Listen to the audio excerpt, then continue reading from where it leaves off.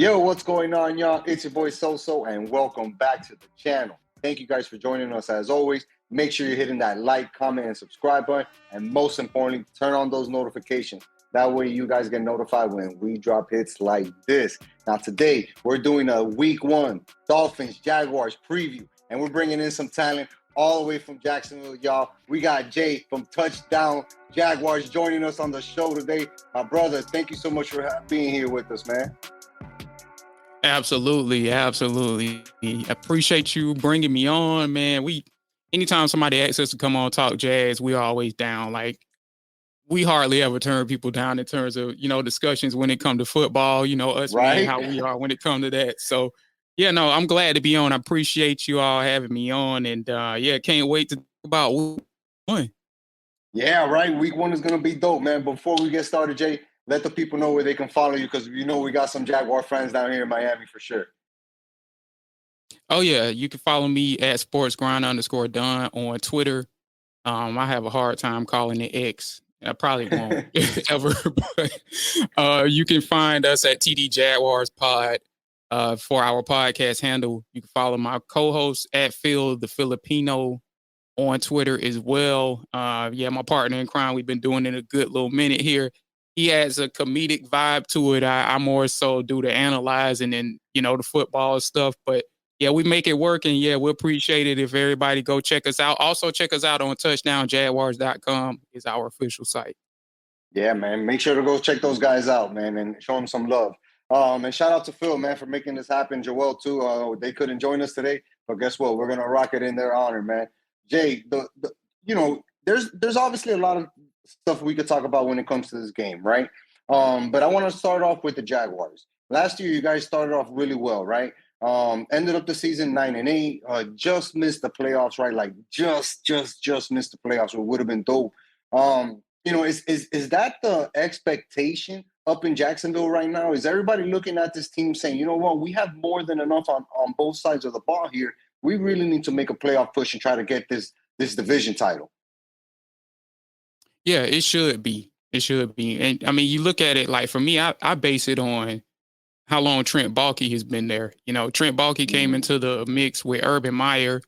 Urban Meyer, of course, is no longer there. Got a second chance to get a second coach under his tenure with Doug Peterson. So, we're going on, year 4 for Trent, right, man. So, I expect the playoffs from that perspective alone. And, you look at how close they were last year.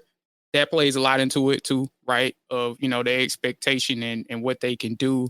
And I think a lot of what happened last year, just to kind of sum it up, is, of course, injuries, but right, everybody, you know what I'm saying? Everybody deals with injuries. So right, for me and Phil, we weren't really trying to use that as an excuse because, when you look at the Kansas City Chiefs of the world, the Dolphins, you all, you got to press through, still make playoffs despite all of that, and, make that one extra win, get double-digit wins, you're in there. And also, we also weren't trying to hear it from the perspective of this. The Jaguars had a record high of draft picks last year. So our mindset in that whole draft was like, okay, let's build the depth of this team, right? Come to find out down the stretch, that depth didn't really, translate in terms of what we invested from a draft pick perspective. And that's what makes it even more disappointing, because that's what I've always wanted as a Jazz fan, is one of these classes where we have double-digit draft picks and we just use all of them and just deepen the team. And here we are, down the stretch, we couldn't, finish after taking over 10 draft picks. You know what I'm saying? So that being said, we'll see how things go this year. They were a lot more productive this offseason than sit on their hands in terms of the free agency aspect of it. So that should help. They brought in more veterans. Last year, they kind of sat on their hands and were relying on guys who was already on the roster. But they did go out and get some guys, Eric Armstead, so on and so forth, Gabe Davis, got some help, some veteran help. So hopefully that'll help us get over the hump in terms of getting those 10 wins, because we normally in the AFC, that's what it takes, 10, 11 wins to get you in there. Even the wild card, they need double-digit wins as well. So, no, that's a great point, Jay. And I think that something that you touched on there is something that the Dolphins are definitely looking at this year, right? We have the quote unquote names, right, in those first spots in that first lineup, right? But it's what happens after the injuries and who's covering for those guys, right? Who's gonna cover for Javon Holland? Who's gonna cover for Xavier Howard when he got out, or even Tua when he missed a couple of games, right? Like Tyreek Hill, he missed a couple of games. Who steps up? And those are when you want to see your draft picks hit. And I think that that's what we were looking forward to this year as Dolphins fans, right? We got Chop Robinson. We added Patrick Paul, who's an offensive lineman for the future. But like, we just wanted to add depth because like we know that guys get injured during the season. It's hard, right? And now we added an extra week of very hard football. Yeah, man, people are going to get hurt, but you need to do a good enough job of replacing those guys. I wanted to ask you this because this is where the Dolphins and the Jaguars have some very good similarities, right? Both of our teams saw quarterbacks get paid this offseason, right? Trevor Lawrence got a nice little contract. We saw Tua get his nice little contract. I wanted to know what your opinion is on the quote-unquote going rate for these starting caliber quarterbacks, right? They may not be top 3, but they're definitely top 12, top 15, and the money that they're getting. Yeah, well, as much as I'm not a big fan of Trent Baalke, you can't blame him or you can't blame the Miami Dolphins for paying Tua either, because what we're finding out is this is a quarterback driven league, and when you have a guy that's good enough, you simply have to pay him, because chances are you're not going to find anything better. Granted, you are picking in the top of the draft, and even that takes time and development, as we saw with Trevor Lawrence, right? So even going that route takes time to get wins out of the equation. So, when it comes that time to pay your quarterback, it is what it is. Now, I did see some articles when Trevor and Tua got their contracts of the owners, or I think it was the owners, or maybe, the league just in general, just coming to maybe like finding some kind of salary cap for quarterbacks, right? So like maybe the owners think this is getting out of hand. Obviously, Shad Khan and I'm blanking on you all's owner's name as well. Maybe they would differ. Yeah. Stephen Ross would beg to differ in terms of making the salary cap for quarterbacks, but for sure. I think that just shows like how important the position is, and you look at it in comparison to all of the other positions and how much more they make than everybody. Me personally, I'm not upset with it, because I personally feel that the quarterback position is not just the most important in football, but the most important arguably in sports. You know what I'm saying? So those guys deserve to get, their due in terms of, looking at Trevor and Tua. Also, we can relate on this. Both of us can relate what they've endured physically. Tua, history with concussions. His body's been through a lot.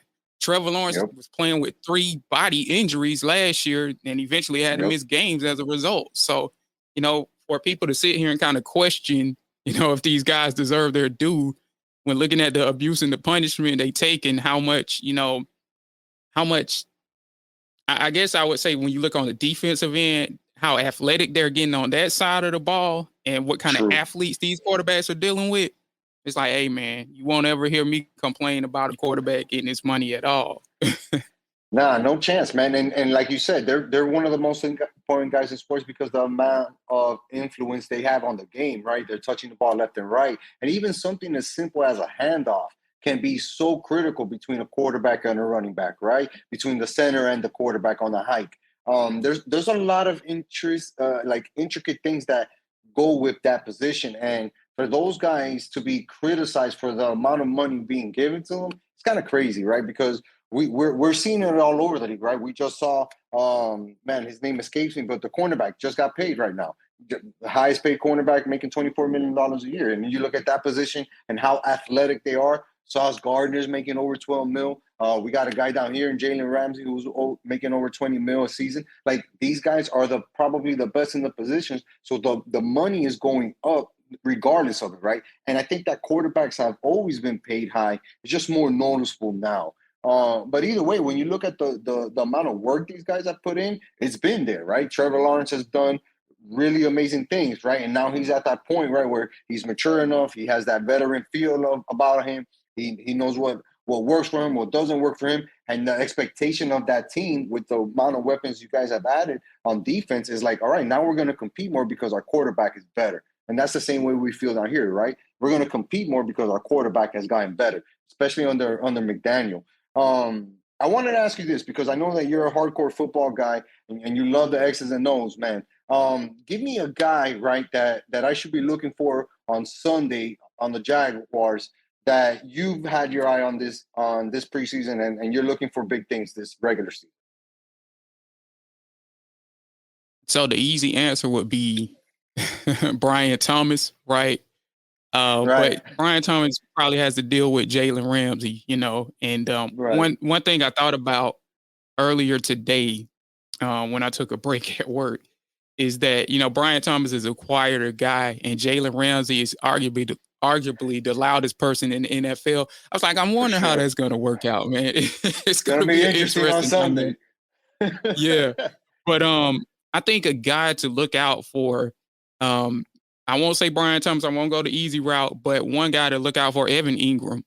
You know, a lot of people missed that Evan Ingram had a record number of catches for a tight end last year, you know. Right. And granted, a lot of that is because a lot of his catches were like dump offs where he got yardage after the catch. But what makes him interesting this year is when you add a Brian Thomas into the mix and you add a Gabe Davis into the mix, who are guys who don't really catch anything for less than like 13 yards. Like that's kind of been what they made their careers off of is, you know, intermediate and deep passes. So that opens up a lot of things for Evan Ingram. Saw it in the preseason. Now, granted, you know, when Evan Ingram had the game that he had against the Falcons, he was playing against their second stringers. He came away with 2 touchdowns, second and third stringers. But nonetheless, you know, we can't control that part. You can't control like who the other team puts out there.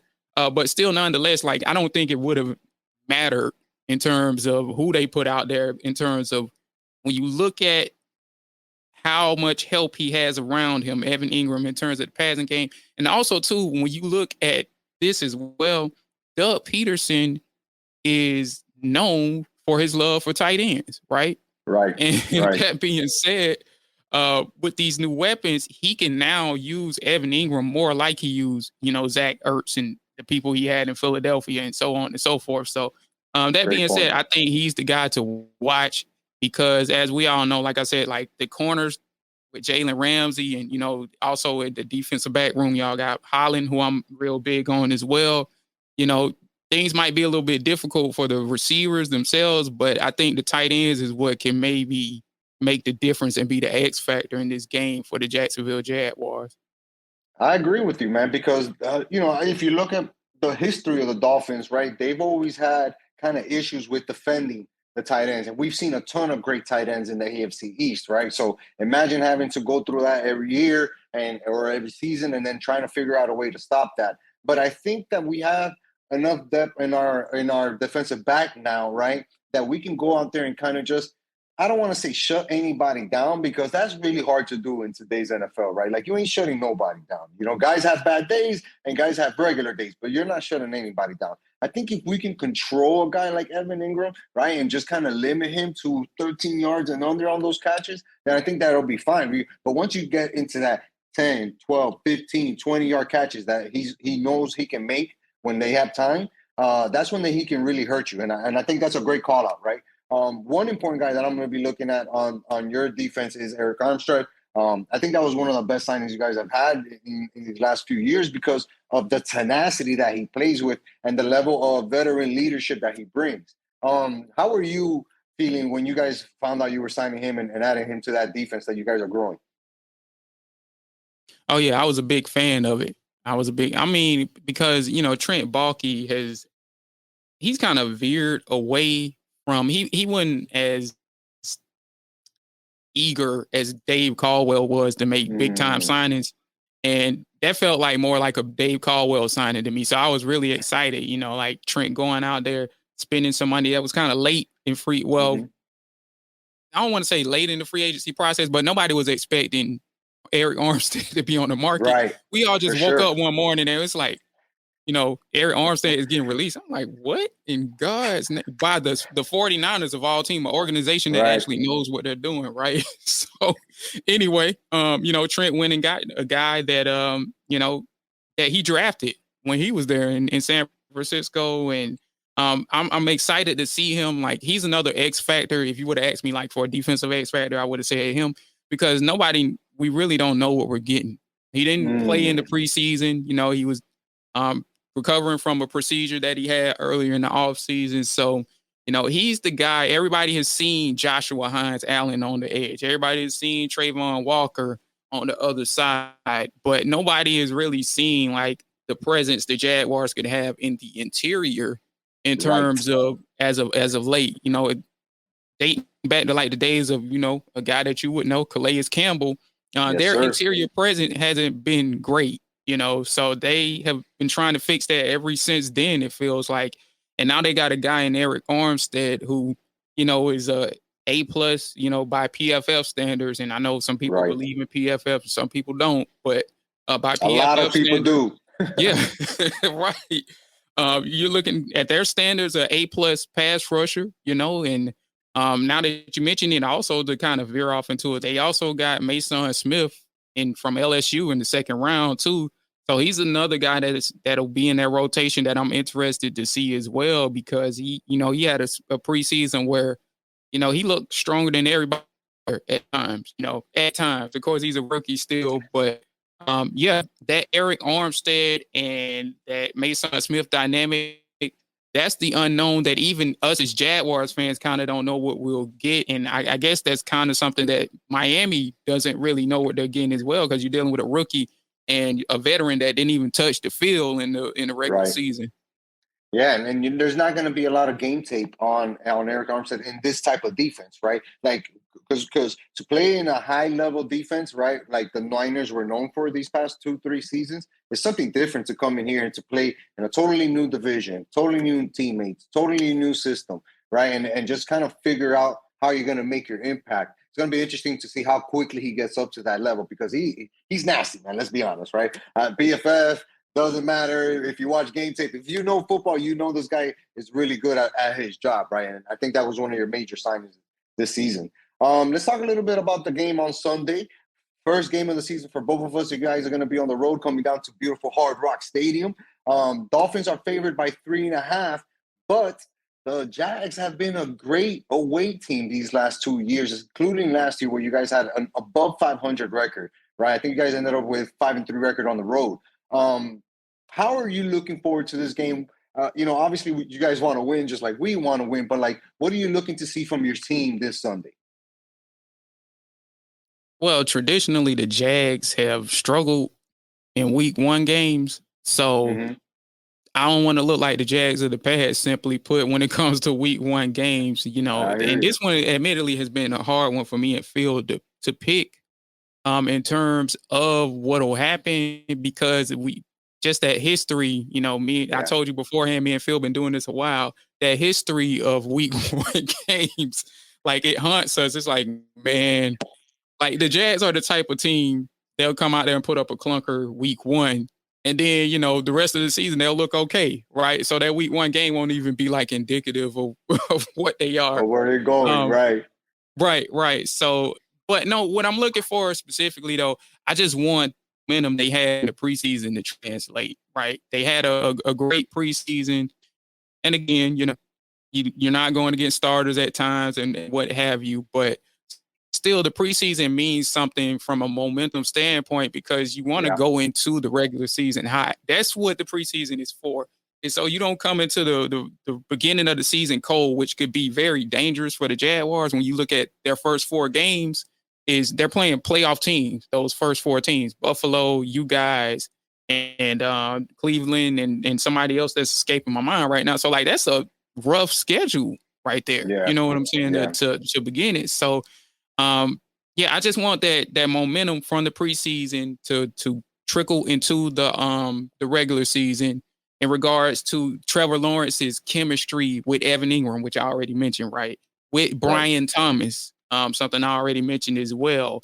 And I just want defense to just look a little bit more organized than it did under Mike Caldwell, which that's another X factor in this game, is that with the new defensive coordinator, Ryan Nielsen, everything is pretty much with this defense, see ball, get ball. And it's simplified. And you can tell like the players have really, really reacted well to it. Nobody's really out there thinking, everybody's just going off of instincts. And, if we see that defense start things off hot week one, that's the kind of thing that can make the Jacksonville Jaguars get that one extra win that they couldn't get last year. It's that defense, showing up and just kind of just basically just not being in a situation where, everybody just is kind of guessing and look lost. So I really am excited about seeing specifically Ryan Nielsen and this defense, which is a much more simplified defense for the core players. That's one thing they've stressed. Your Tyson Campbells of the world, Eric Armstead, Josh Allen, Chad Muma, Devin Lloyd, Andre Sisco, these core players they drafted. This defense is simplified and is catered to them. And if they can come out and play like they did in the preseason, I think they can definitely shock some people against this Miami defense offense. This Miami offense, which that's a good offense to put up a good game against. Like, hell yeah! Can you imagine what kind of like momentum and how that would help a team to catch fire early in the season? If their defense can have some success against a Miami offense that we know is probably arguably the fastest in football right now. For sure. And if you think about it, there's two things that you mentioned that coincide, right? You want the preseason to be like, all right, guys, let's get our reps in. That way, when we go live, the second stringer knows what his job is. The third stringer knows what his job is. So even on that maybe second and eighth play, he can do his defensive job, right? And turn that into a 3rd and 8 or 3rd and 6, right? If he comes up with a stop or something like that. And those little things are what makes the difference in keeping the game closer, right? Especially against a high-powered offense that gives you that chance to win that game. So you're right, man. If Jacksonville plays with the amount of defense that they're known for, then this game is going to be a lot closer than 3.5 points, right? It's going to be a lot closer than that because we know that both of these defenses can do the job of shutting down any offense. And I think that this is what this game is going to look into. It's going to be a defensive battle, and it's going to be a battle of the running backs because for me, I think Etienne is one of those bruiser type backs, right? That as the game goes along and further into that fourth quarter, he just gets stronger and stronger and builds that momentum. And of course, on our side, we have the stable of different running backs that we can pick and choose, right? And say, well, let's use this type of offense for this guy and this for this guy, and just kind of manage the game in that way. So I'm really looking forward to Sunday because I want to see the depth, right? Which is I think the most important thing for these two teams, right? The depth in those second stringers, third stringers to come out there and make a good stop, right? Not just get beat for a first down every time you're in there or the limited plays that those guys may get. For me, I don't know if we can cover this 3.5, but like it's a Dolphin show, dog. I gotta say, yeah, we're gonna cover the spread, right? Right, it's only right. It's only right. And for me here as a Jags fan, like I can't like go back to the Jags fan base and not say that I'm expecting that I think the Dolphins will win. So no, I get where you're coming from there. And yeah, you hit on some good points. That's another thing with us too, is what do the Jaguars have also in that running back room with Tank Bigsby? They pretty much were begging Tank Bigsby, in the press conference and the things they were saying about him. They were pretty much begging him like, hey man, step up and take some pressure off of Travis Etienne, he answered the call, man. Like he looked pretty physical this offseason. And that's what they kind of need too, is because, Travis Etienne is a guy that he does have some power in the lower body. But, when you look at Travis Etienne, and I'm sure you notice it a lot on tape, some of the hits on him look so brutal. It's like, dang, man, I feel bad for Etienne. But yeah, man, you have Bigsby out there. It's like he welcomes contact. Like he wants a linebacker to run up on him and try him. Like it's like, dude, man, this dude literally just at this linebacker, just not even thinking, having a second thought about it. But yeah, that's another thing too. I didn't even think about it until you mentioned it. Is that running back depth as well, which that's a question we'll have to have answered as well in that first game too. Yeah, man, us too, man, and it's gonna be a good one, brother. I appreciate you jumping on here and breaking down some Jaguars football for us and our viewership, man, because we're trying to get more of this going, brother. And anytime we can connect and stay and keep it in the South Florida area, right? Florida, repping it. I love it. Jay, man, one more time, brother. Thank you so much. Let the people know where they can find you and your show on social media. Absolutely. We appreciate y'all having us on. And like you said, man, like we got to keep that Florida connection going, right? Yes, sir. It's these Florida podcasts. We got to look out, in these Florida content creators. Let's look out for each other, right? So Yes, that being said, all of that, you can follow me again at sportsgrind_done on Twitter, Phil at Phil the Filipino. And you can follow our podcast handle at TD Jaguars Pod, touchdownjaguars.com is where you can find our written content. We won't really do a lot of written content because I've been like super busy. So it's hard work, man. Yeah, but you can find archived episodes on there and occasionally articles on there too. Let's go, man. Jay, thank you so much for joining us, brother. We're going to make sure to pump that. You guys know what to do. Make sure to show Jay some love and touchdown Jaguars, especially for you Jaguars fans down here living in Miami. It's your boy, So. You guys know what to do. Tell a friend to tell a friend to tell a friend. Till next time.